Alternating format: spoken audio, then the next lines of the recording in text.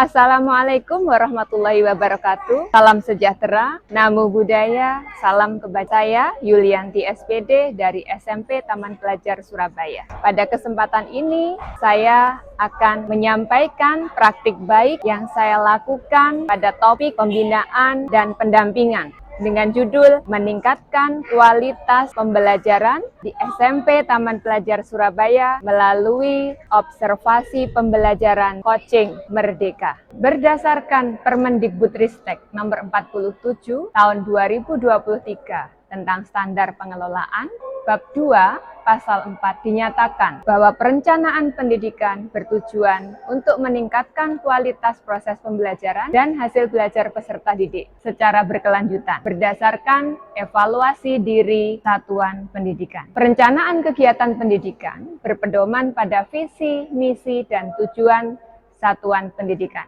Hasil evaluasi diri satuan pendidikan meliputi data kualitas pengelolaan satuan pendidikan, proses pembelajaran, dan hasil belajar peserta didik. Selama menjadi guru dan pada tahun lalu penulis, saya mendapat tugas tambahan sebagai kepala sekolah. Saya menemukan beberapa situasi di satuan pendidikan yang masih belum memenuhi standar dalam meningkatkan kualitas pembelajaran. Dalam kunjungan di beberapa kelas, ditemukan sekitar 21% guru itu masih menggunakan metode ceramah. 40% guru memberikan metode ceramah yang dikombinasi dengan teknik lain pada peserta didik, dan sisanya sudah menggunakan media pembelajaran yang beragam, mulai dari video pembelajaran, game, dan aplikasi yang lainnya. Selain itu, ditemukan bahwa keaktifan dari peserta didik di dalam kelas dipantau masih kurang. Juga berdasarkan kuesioner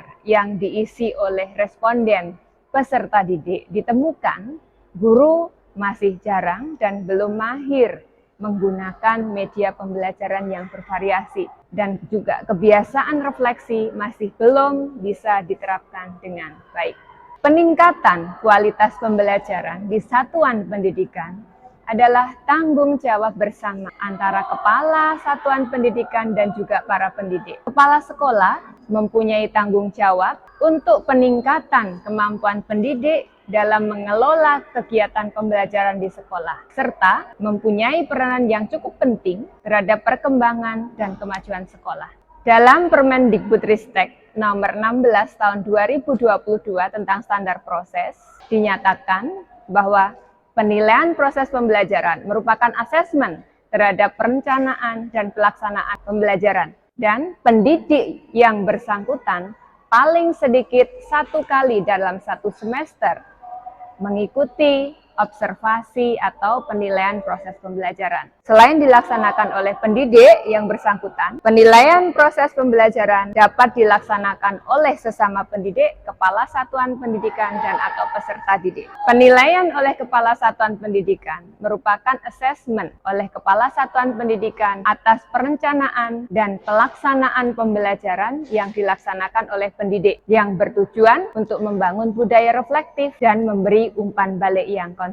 Dan berlandaskan 2 Permendikbud yang ada, maka kepala sekolah menyusun program kegiatan observasi pembelajaran yang dipadukan dengan teknik coaching. Teknik ini tidak hanya membantu guru dalam mengidentifikasi kekuatan dan area pengembangan dalam proses pembelajaran, tapi juga memberikan dukungan secara personal dalam meningkatkan kualitas pembelajaran. Observasi pembelajaran dengan alur merdeka, mulai dari diri, eksplorasi, ruang kolaborasi, demonstrasi, dan refleksi, dianggap mampu menggali potensi guru dan menemukan kekurangan selama proses pembelajaran yang dilakukan oleh guru. Coaching berperan sebagai pendamping bagi guru untuk terus belajar dan beradaptasi dengan perubahan, sehingga proses pembelajaran menjadi lebih inklusif, inovatif, dan berpusat pada peserta didik. Pendampingan yang sudah diberikan pengawas pembina sosialisasi dari guru penggerak yang ada di sekolah, dan arahan dari kepala sekolah sudah dilakukan. Namun di lapangan masih saja ditemukan para pendidik yang belum mampu menerapkan alur pembelajaran yang sudah dirancang, modul ajar yang sudah diadaptasi ataupun dimodifikasi berdasarkan kurikulum Merdeka. Dalam menerapkan alur yang ada, ternyata terpantau pendidik belum bisa maksimal. Pendidik dengan paradigma lama merasa nyaman dengan pembelajaran tradisional yang dilakukan karena mereka berpendapat alur seperti ini saja sudah jalan. Mereka juga malas untuk mencari literatur, mempelajari hal-hal yang baru tentang pembelajaran yang sedang up to date saat ini. Selain itu, untuk para pendidik yang masih fresh graduate dan belum memiliki pengalaman, mereka sedikit kesulitan untuk melaksanakan alur tersebut.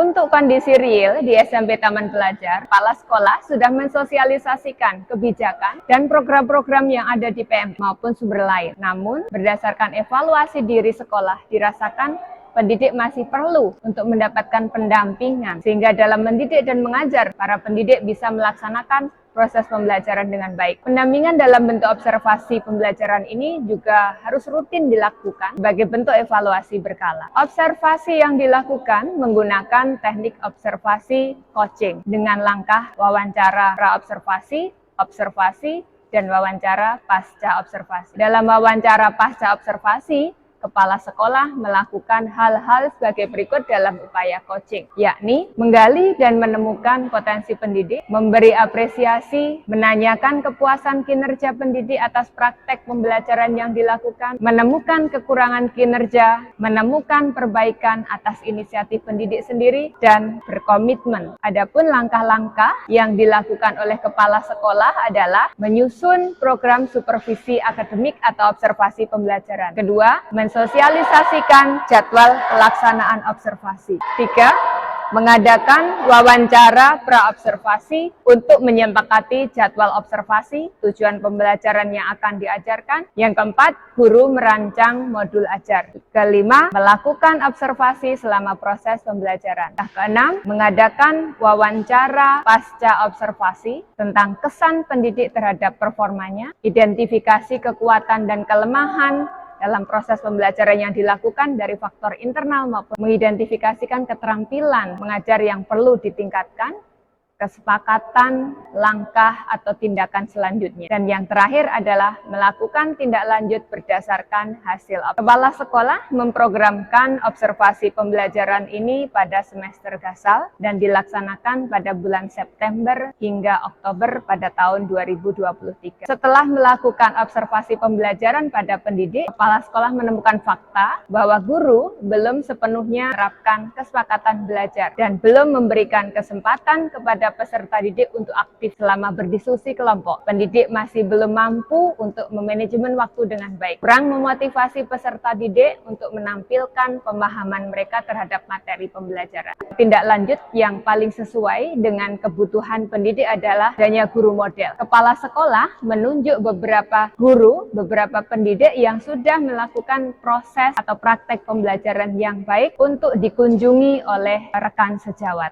Langkah selanjutnya adalah membuka diskusi bersama yang mengupas temuan-temuan dari guru sasaran dengan memberikan masukan kepada guru model dan menyampaikan pembelajaran yang bisa mereka terapkan di kelasnya kelak. Diskusi terbuka ini memberikan manfaat yang signifikan bagi guru model maupun guru atau rekan sejawat, sehingga bisa saling evaluasi dan refleksi proses pembelajaran yang selama ini dilakukan di kelas. Dengan mengetahui dan memahami alur proses pembelajaran yang baik, maka pendidik akan berupaya untuk mengubah cara dan teknik mengajar mereka mengikuti perkembangan terbaru. Dengan observasi dan coaching yang dilakukan secara berkala, maka secara bertahap kualitas pembelajaran dan hasil belajar peserta didik bisa meningkat sesuai dengan harapan satuan pendidikan. Ini adalah langkah awal saya di tahun pertama mendapat tugas tambahan sebagai kepala sekolah. Untuk masa depan, saya akan terus berinovasi, mengikuti pelatihan-pelatihan, dan menyelenggarakan program-program baru untuk memberikan pendidikan yang berkualitas bagi peserta didik di satuan pendidikan di mana saya mengabdi. Ini menjadi tanggung jawab moral dan profesional bagi saya dalam mendukung pencapaian tujuan pendidikan nasional. Melalui observasi yang efektif dan coaching yang terarah, guru mampu merancang pembelajaran yang lebih responsif terhadap kebutuhan siswa, sekaligus mengoptimalkan potensi individu dalam mencapai hasil belajar yang lebih baik. Dengan semangat merdeka, kita bersama-sama menciptakan lingkungan pendidikan yang lebih terbuka, dinamis, dan berkelanjutan. Assalamualaikum warahmatullahi wabarakatuh.